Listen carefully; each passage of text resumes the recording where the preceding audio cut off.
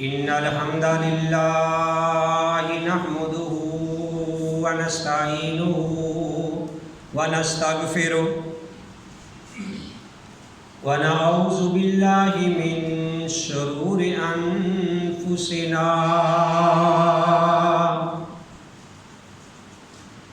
ومن سيئات أعمالنا من يهده الله فلا مضل له ومن يضلل فلا هادي له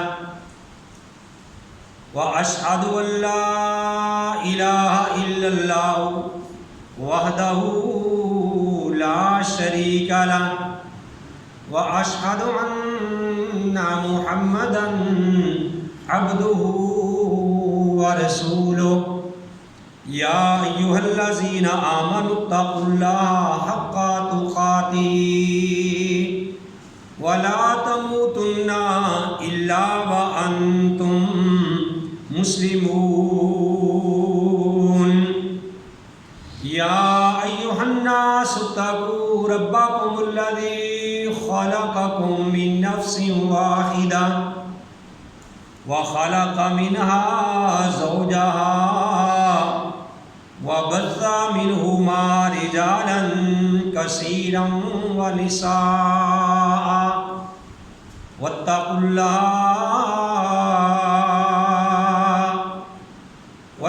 الله الذي تساءلون به والأرحام إن الله كان عليكم رقيبا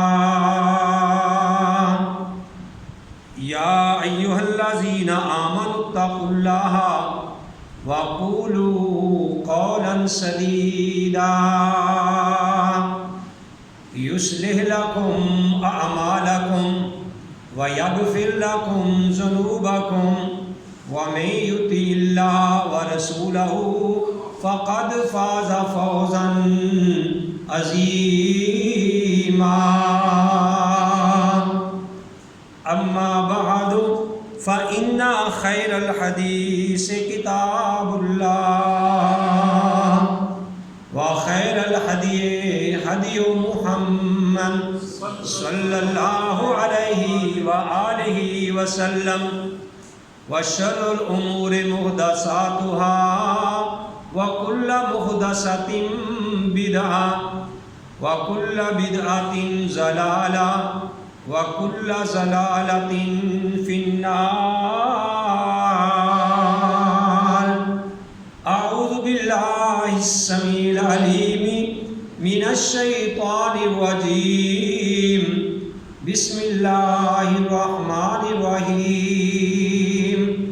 قال الله تبارك وتعالى في القرآن المجيد والفرقان الحميد: يا أيها الذين آمنوا كتب عليكم الصيام كما كتب على الذين من قبلكم لعلكم تتقون. اے ایمان والو، تم پہ روزہ فرض کیا گیا ہے جس طرح کہ تم سے پہلے لوگوں پہ فرض کیا گیا تھا، تاکہ تم متقی بن جاؤ، پرہیزگار بن جاؤ، اللہ سے ڈرنے والے بن جاؤ. ایام معدودات، چند دن ہیں گنتی کے. فمن کان منکم مریضا، جو کوئی ہو تم میں مریض، او علی سفر، یا وہ سفر کی حالت میں ہو، فعدۃ من ایام اخر، تو وہ گنتی پوری کرے دوسرے دنوں میں. وقال النبی صلی اللہ علیہ وآلہ وسلم: من صام رمضان ایمانا و احتسابا غفر له ما تقدم من ذنبه. فرمایا نبی کریم صلی اللہ علیہ وسلم نے، جس آدمی نے روزہ رکھا ایمان کی حالت میں اور ثواب کی نیت کے ساتھ، اللہ اس بندے کے سابقہ زندگی کے سارے گناہوں کو معاف کر دیتے ہیں۔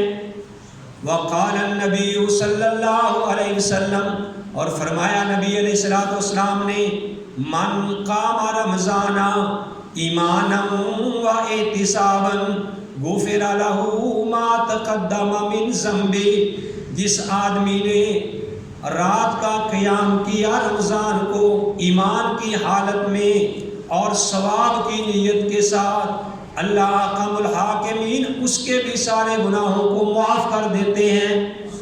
وقال النبی صلی اللہ علیہ وسلم، اور فرمایا نبی کریم صلی اللہ علیہ وسلم نے، اذا جاء رمضان، جب رمضان کا مہینہ آتا ہے، فتحت ابواب الجنہ، تو جنت کے دروازے کھول دیے جاتے ہیں، وغلقت ابواب جہنم، اور جہنم کے دروازے بند کر دیے جاتے ہیں، وسلسلۃ الشیاطین، اور شیطانوں کو جکڑ دیا جاتا ہے۔ ہر قسم کی حمد و ثنا اللہ وحدہ لا شریک کی ذات پاک کے لیے۔ حمد و ثنا کے بعد لاکھوں اور کروڑوں درود و سلام امام الانبیاء، امام القبلتین، امام الثقلین، امام اعظم، مرشد اعظم، رہبر اعظم جناب محمد رسول اللہ صلی اللہ علیہ وآلہ وسلم کی ذات گرامی۔ محترم حضرات، بخشوں والا، رحمتوں والا مہینہ الحمدللہ بڑی تیزی کے ساتھ آ گیا ہے۔ انشاءاللہ الرحمن کل پہلا روزہ ہوگا۔ اللہ احکم الحاکمین سے دعا ہے کہ اللہ تعالیٰ ہم سب کو روزہ رکھنے کی توفیق نصیب فرمائے۔ میرے بھائیوں، وقت کی نزاکت کے پیش نظر میں زیادہ تمہید اور تفسیر کی طرف نہیں جانا چاہتا۔ میں آپ بھائیوں کے یہ بات گوشت گزار کرنا چاہتا ہوں کہ ہمارا دین بڑا ہی آسان ہے، اس میں بڑی ہی آسانیاں ہیں۔ پیارے نبی علیہ السلام کی زندگی ہمارے لیے بہترین نمونہ ہے۔ اب ہمارے بھائی پریشان ہیں، اور ایمان والوں کو پریشان ہونا بھی چاہیے کہ بھئی اب مساجد میں وہ پہلے کی طرح چہل پہل نہیں ہوگی، وہ رونقیں نہیں ہوگی، اس طریقے سے تراویحیں نہیں ہوگی، جمعے کے خطبات اور اس طریقے سے جو کثیر تعداد وہ نہیں ہوگی۔ پریشان تو ہے، انسان کو پریشان ہونا چاہیے، لیکن میں قربان جاؤں، پیارے نبی علیہ السلام جو رحمت للعالمین بن کے آئے ہیں، انہوں نے بڑی ہی ایک پیاری بات کہی ہے، جو بندہ مومن سن کے پھر اس کے دل میں جو غم ہے وہ دور ہو جاتے ہیں۔ وہ پیارے نبی علیہ السلام کی جب شریعت پہ عمل کرتا ہے تو اللہ احکم الحاکمین کی رضا پہ وہ راضی رہتا ہے۔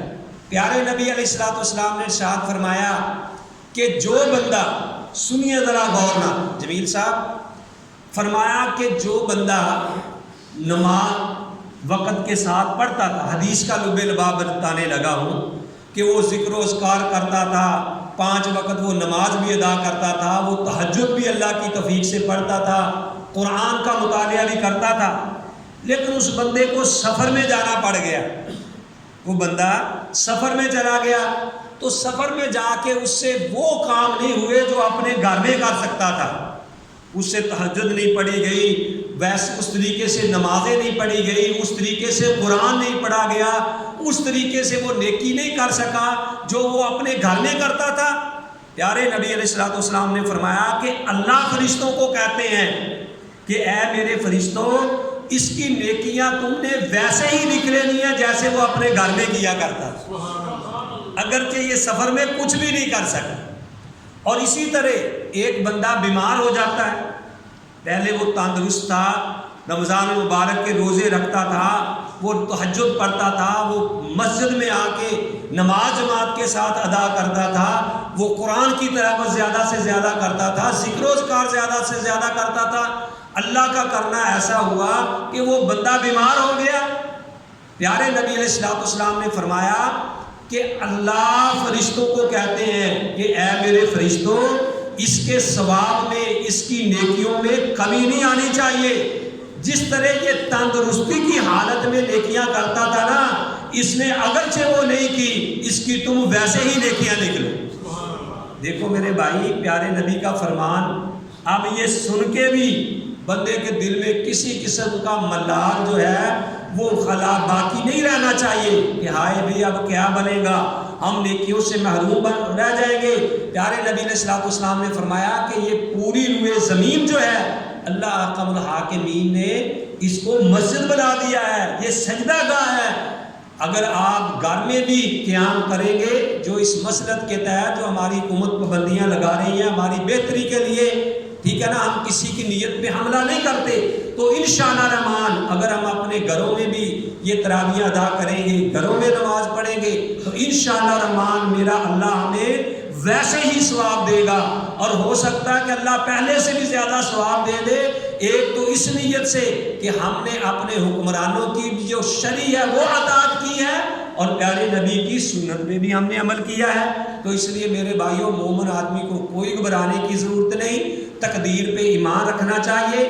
اللہ احکم الحاکمین کے علم میں تھا کہ ایک وقت آئے گا، اللہ کا یہ کرونا وائرس جو ہے لشکر یہ آئے گا، مومنوں پہ یعنی پوری دنیا پہ وبا آئے گی، مومن بھی آزمائے جائیں گے، دوسرے لوگ بھی آزمائے جائیں گے، یہ اللہ کے علم میں تھا، یہ تقدیر میں لکھا ہوا تھا۔ اس لیے ہمیں اللہ کی تقدیر پہ راضی رہنا چاہیے، ہمیں یا نہ یہ کہنا چاہیے کہ ہم کرونا کا مقابلہ کریں گے، ہم کرونا سے جنگ کریں گے، ہم کرونا سے لڑیں گے۔ ہم میرے بھائیوں اللہ کی قسم اس کا مقابلہ نہیں کر سکتے، اللہ کی قسم ہم اللہ کی وبا کے ساتھ لڑ نہیں سکتے۔ پیارے نبی علیہ الصلوۃ والسلام کا خود بھی یہ طریقہ کار تھا، جب آپ بادل دیکھتے کہ بہت زیادہ آئے ہیں تو نبی علیہ السلام بادلوں کی طرف دیکھ کے کہا کرتے تھے اللہم انی اعوذ بک من شر، طارق صاحب کہ بادلوں کی طرف دیکھ کے امام کائنات کہتے اللہ میں ان بادلوں کے شر سے جو اس میں نقصان ہوگا اللہ میں تیری پناہ میں آتا ہوں۔ آندھی چلتی تو پھر بھی پیارے نبی علیہ الصلوۃ والسلام دعائیں کرتے تھے، بارش ہوتی تو پھر بھی آپ کہتے تھے اللہم سیبا نافعا۔ تو میرے بھائیوں بتانے کا مقصد یہ ہے کہ اب یہ اللہ کی طرف سے وبا آئی ہے، اللہ سے دعا کریں کہ اللہ تعالیٰ وبا کو ٹال دے۔ ہم نہ اس کا مقابلہ کر سکتے ہیں، نہ اسے لڑ سکتے ہیں، اور آپس میں لڑائیوں جھگڑوں میں سیاست میں نہ پڑو کہ یہ ہو گیا وہ ہو گیا۔ اللہ کی تقدیر پہ ہمیں ایمان لانا چاہیے، اور آپس میں لڑنا جھگڑا نہیں ہے، اللہ کے یہاں رجوع کرنا ہے، توبہ کرنا ہے۔ اللہ احکم الحاکمین سے دعا ہے کہ اللہ تعالیٰ ہم سب کو صحیح معنوں میں کتاب و سنت پہ عمل کرنے کی توفیق نصیب فرمائے۔ وما علیہ الا البلاغ۔